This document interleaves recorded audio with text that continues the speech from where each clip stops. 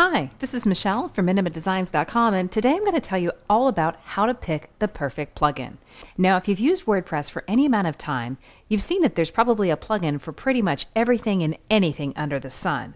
But how do you choose the right one to use? Before you go installing just any random plugin, you need to do some research. First, what are you trying to accomplish? What specifications does the plugin need to meet? For example, on my current website, I'm using a gallery plugin to show my portfolio. First, I wanted it to be simple to use, I wanted it to be responsive, and I wanted the ability, when I clicked on the object, to show a larger version. Now, there's a lot of plugins that meet those specifications, but the one that worked best for me was the Enviro plugin. With all the gallery plugins that meet those objectives, how did I choose this particular one?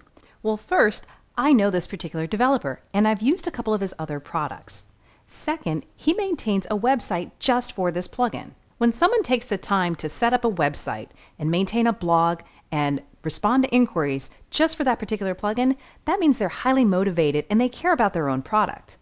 Third, this is what we call a premium plugin, which means that I'm paying to use it. Typically, when you're paying a fee, either a monthly, a yearly, or a one-time fee to use something, there's motivation to support it and keep it up to date, which in the ever-changing world of WordPress is super important.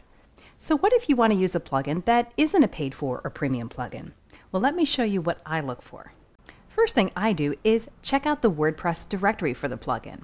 So I'll be looking at WordPress SEO by Yoast. It's one of my favorite plugins and I use it on almost every single site. Now, when I'm looking at the information about the plugin, you're going to see a few things. First, it's going to tell you what version of WordPress it's compatible to. Right now, we're at 3.8.1, so that's great. It'll also tell you the last time it was updated. Now, depending on the plugin, it may be updated on a very frequent basis. You want to make sure that it is so that it's compatible with your latest version of WordPress.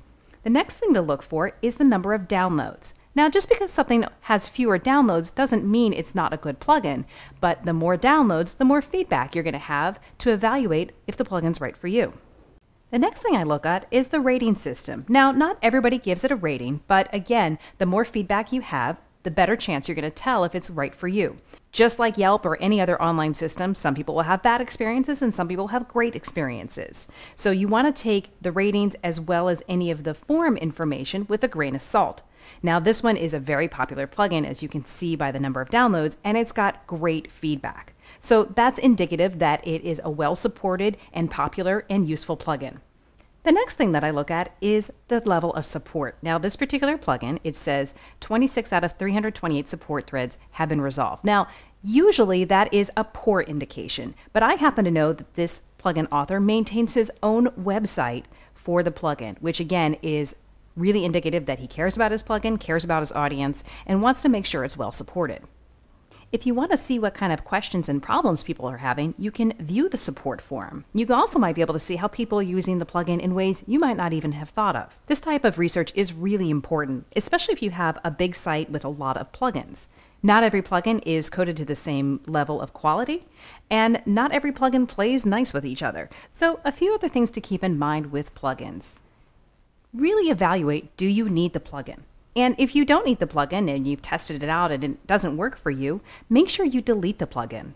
For example, I've got a plugin here that I no longer need. It's not activated right now, but you know what? It's still on my site. And if I don't keep it up to date or there's still a conflict with it, it could cause problems down the line. So I want to go ahead and make sure that I delete that plugin. So to sum up, do your research. First, determine what your needs and specifications are. Research the plugins that meet those needs. Don't install the first thing you see. Check to see when the plugin was last updated. Check the message boards for any support issues. Check the cost, both perceived and actual. If it's a premium plugin, how much is it going to cost you on an ongoing basis to use it? And make sure to evaluate your plugins on a regular basis. Does it make sense for you to keep it or to find something better? Taking a little bit more time up front is going to save you a lot of headache and heartache down the line. For more tips, tricks, and tutorials, come visit me at minimadesigns.com.